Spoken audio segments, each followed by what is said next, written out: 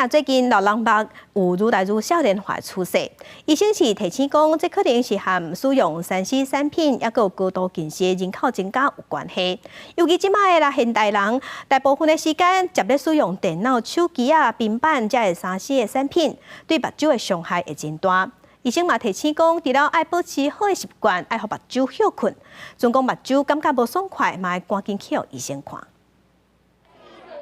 明明资料就在面头前，目睭安怎看，煞拢是灰灰，原来是老人目所引起的问题。要看东西的时候看不清楚，又拿到眼镜来戴，戴一戴不看的时候又把它拿掉，你看眼又不行，看眼又是模糊的。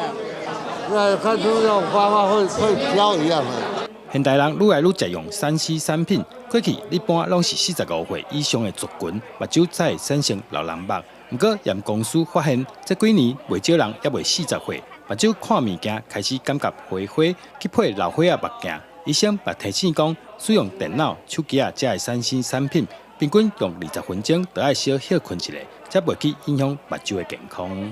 以前的老花眼是因为我们的年龄所产生了老花现象，可是现在的老花眼，绝大部分年轻人也有年轻老花的现象，原因都在于玩3C 用品。在21世纪呢，大家日常生活都大量的使用